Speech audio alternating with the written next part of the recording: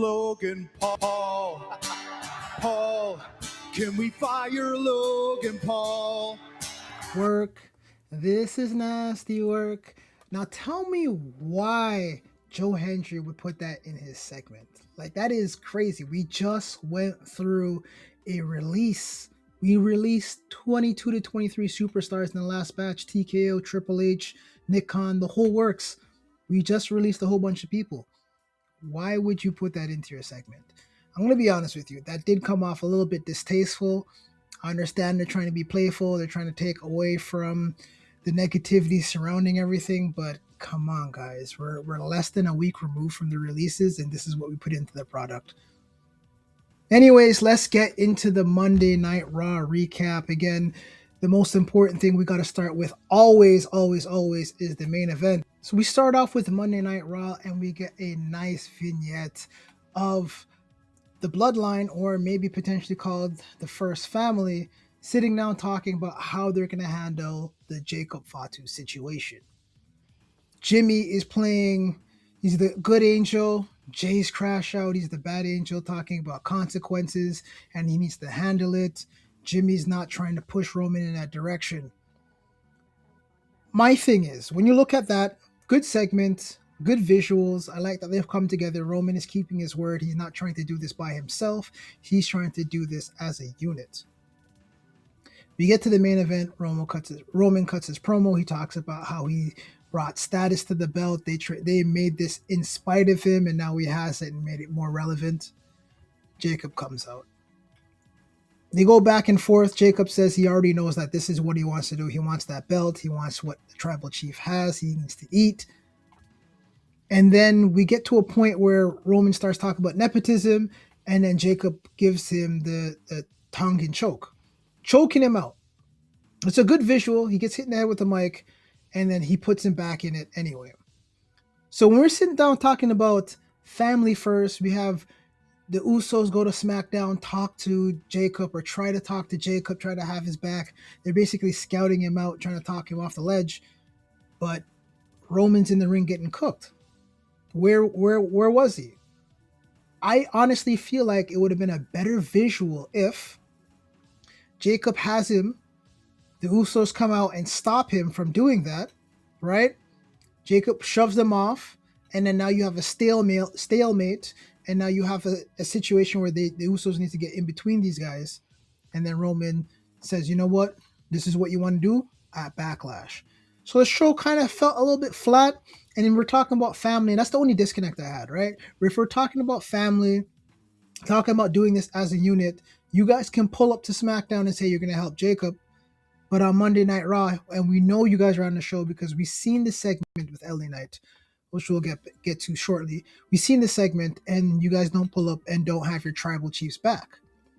That doesn't make sense. That doesn't flow. Usually when you're in a group and a faction, someone's getting beat down, someone at least comes out and helps them get the upper hand, which didn't happen, or at least tried to get in the middle of it, considering Jacob is family. So these are small things that I'm trying to reevaluate and look at while I'm watching the programming. I'm not saying it was a bad segment. It was a good segment. I like the fact that Roman still has all the control, and I like how they're playing this into family, trying to keep everyone together versus divided, right? I think the direction they can go with the story is kind of the same way as Roman and Jey in the beginning. In the beginning, there was some resistance. Roman had to beat some sense into him, but it's going to be a little bit different because Jacob is a bit rogue. He took out the MFTs by himself. Again, that's not really saying much based on how they've been booked, but that in itself can play out. Jacob loses that Backlash, and now he has to reconsider some things. Now he has to sit down and think about, is he truly ready or not? He may be all gas, no brakes, but is he ready to step up to the mountaintop, right? So that's the main event scene. Everything looks good there, and I'm happy to see that. So Seth Rollins and Bron Breakker go face-to-face in the ring. And again, this should have been the original match at WrestleMania, but we know injuries have stopped that match from occurring. And again, it's quite simple. It's very straightforward. Seth Rollins wants to figure out why Bron Breakker attacked him and why he decided to break up the division. Bron simply lets him know that you're not strong enough, you're injury prone, and I didn't need you. We just needed Paul. This is straightforward. We got to fill in the gaps between Seth Rollins getting injured and having to relinquish the championship and derailing the vision early, because again, we all know for a fact that that wasn't the plan, and you have to pivot very early and quickly. So again, they give a little bit back and forth, and Seth eventually says that you're not even the number 2 Steiner in the family, and then walks off. I expect this match to be pretty good. It's going to be explosive. Bron Breakker has the strength and power. Seth Rollins has the speed. So again, I'm not really worried about this feud. I don't know how they'll blow this one off in terms of who wins, who loses, and what the next step will be. But this match will be good on the Backlash card, and I'm looking forward to it. So there's not much to pour into it. We knew this is the storyline that needed to happen and move the needle forward, but that's essentially it. No problems on my end with this. And then we have the Street Profits. They come out and they attack the Vision after they interrupted Joe Hendry's concert. And again, I honestly believe that this would have been the time for them to grab mics and say, you, me, Backlash, because it's been a very long time since we've seen tag team championships be defended at a pay-per-view. They need to elevate the prestige and make sure that the tag team division is not drowning, because it's drowning, man. Like, who else is there? They need to make sure they put an emphasis on the tag team division, because it's not looking good. They need to figure out who their Edge and Christian are, who their Hardy Boys are, and who are their Dudleys. They just need to figure it out. Like, that doesn't mean they have to replicate the TLC formula per se, but they need to ensure that they figure out that scene and at least get your base. Like, this is something I've been saying about even the whole roster in itself is, where is your base? Who are you going to put that base, that division around, and who's going to lead it? Because divisions had the tag team championships since 2 weeks before Mania and haven't defended it, haven't done anything. And prior to them, it was the Usos, tag team champions, and they didn't do anything with it either. So they need to bring back the tag team division and make tag team wrestling great again. Now, Oba Femi. Oba Femi has come off such a great WrestleMania. He defeated Brock Lesnar. Brock Lesnar retires. And last week, nothing really happens with him. He comes out, he says Oba Femi's here, and he does absolutely nothing last week. This week, he interrupts Grayson Waller and Adam Pearce. They get into a conversation.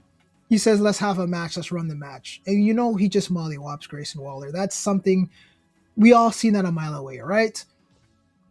Then he gets on the mic and he starts talking about issuing an open challenge. Anyone who wants to face him.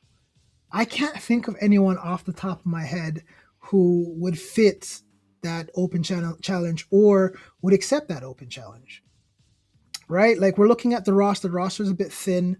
Who could it be? And one name that pops up for me is Sheamus.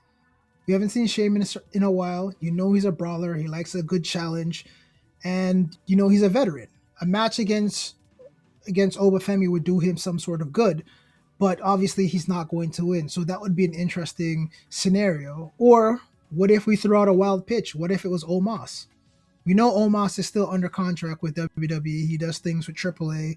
He's been doing things in Japan. So he's still under contract, but he's just not being used. But the last time these guys ran into each other, they dapped each other up, and then Omos took him out. And I don't recall if I seen anything come back out of their interaction. Because right now we're looking to give Oba Femi as much momentum as possible going into SummerSlam, because that's where I'm assuming they're going to start pushing him and trying to elevate him at the biggest event at SummerSlam, right? So those are the two names that really pop out to me right now. I'm not 100%. Again, I don't know what's happening with the full roster cleanup.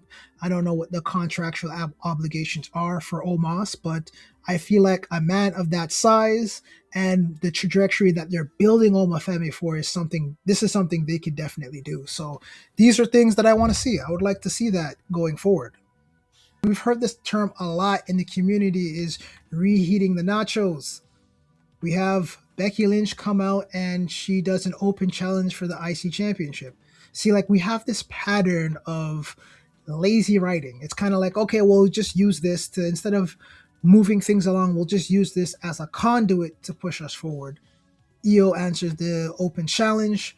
they have a pretty decent match until Asuka comes out with the interference cost of the match, and then now we know that we're getting an Asuka versus Io at Backlash, which is going to be a great match. It should have happened at WrestleMania. There should have been something between the three of them. When I say the three of them, including Kairi Sane before she got released, but we're getting that at Backlash. But what are we going to do with the IC Championship? Like, where are these feuds going? I don't see where the feuds are going with the mid card titles, and it's quite alarming because right now we have everyone wrapped up in the tag team division right now. So I feel like we've oversaturated them. So we can't have a main card title, mid card, and a tag team champions. Like it just can't work. I think in order for us to have longevity when it comes down to Monday Night Raw and the things that it can provide is we need to get rid of one of those belts so that we are either filtering more people into the world title picture or we're filtering more tag teams so that way it's not so stagnant. Right? There's not a lot of movement there. There's not a lot of contenders. Like when I'm thinking about the Raw roster, rather, sorry, who do we have? So we have Becky, who's the champion. There's Ivy Nile. There's Maxine Dupree, which they've beaten that to hell already. And like, who else is there? There's really no one else that and Natalia, Natty. And she hasn't been on TV in quite some time, and I don't think they're looking to do a heel versus heel. So that's a massive challenge that I'm seeing. They don't have anything to move the needle forward for that division. Now, if we're going to continue on speaking about the women, we have the Judgment Day. We have Roxanne Perez and Liv Morgan talking backstage. And this is a little bit after they've already attacked Stephanie Vaquer, so it looks like they're keeping her out of the title picture for a little bit. But they've attacked her backstage. Now they're talking. They're about to do a tag team match against Bayley and Lyra. And Liv continues the conversation from pre-WrestleMania, saying that she's apologizing for what happened to Finn. This had to happen because he was more about himself and he wasn't living with the family and doing things for the family. You could already see the tension there between the two. And I think this could be a good breakout moment for Roxanne Perez. Right? She's been in the shadows for a little bit. You know, she's been back and forth with the tag team division. She inherited the tag team belts. They lost the tag team belts, and then they won the tag team match. But just the way she looked at her, she kind of shook her head no a little bit and then nodded yes instead of saying yes. It seems like she's very indecisive. So I think as we continue on, I don't think it's going to happen at Backlash, but you know, down the road, I think we're going to see a Roxanne breakout and she'll kind of team up with Finn, and then we have a Dominic and Liv Morgan versus Finn Balor and Roxanne Perez. LA Knight and the Usos talking backstage, and there is some issues brewing between the three. I would say mainly two, LA Knight and Jey, simply because LA Knight has called out the Bloodline coming together is not ideal. He does not want to see that. And he's mentioned this before, and he's saying it again. So it looks like we're bringing some turmoil and some heat back to these guys, and it'll be interesting on how they handle it, because again, we haven't seen any in-ring things from LA Knight since WrestleMania. He's been doing backstage segments. Last week it was with Gunther. This week was with the Usos. Hopefully next week he gets into the ring and he can actually further a storyline, get on a pay-per-view, get the ball rolling, because again, the roster is thin. We need to make sure that we have people moving forward so that way we can get more stars, more matchups, and set up different trains of thoughts and routes for everyone to compete. Right? And on the lower level side of things, El Grande Americano. I can't wait for that storyline to end. Like, I know it's a hit in Mexico and in AAA, and that's cool, but I also feel like Chad Gable is wasting away in this gimmick. Kaiser's doing great. You know, he speaks Spanish fluently. He's doing his thing. But Chad, he's an American. You know what I mean? He has that all-American look to him. He has the wrestling acumen. Like, let's get him into that Kurt Angle mindset. You know, get him into the German suplexes, angle slams. We need someone on the card that has that intensity.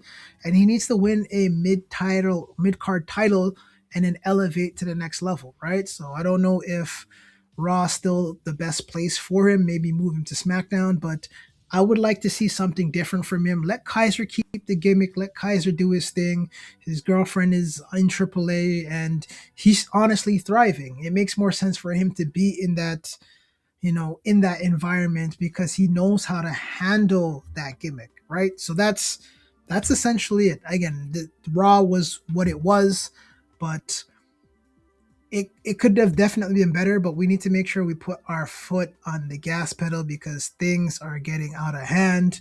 We need to fill in those gaps and ensure that we have a good backlash. So that is my Monday night review. Leave a comment. Let me know what you guys are thinking about Monday Night Raw. What things did you like? I understand everyone likes the tribal chief Roman Reigns. Did you feel like that segment lived up to the hype? Does Jacob look like the heel in this situation? Do you feel like the family feud should continue on like this? What do you think is going to happen with the OTC and the Samoan Werewolf? Let me know in the comments.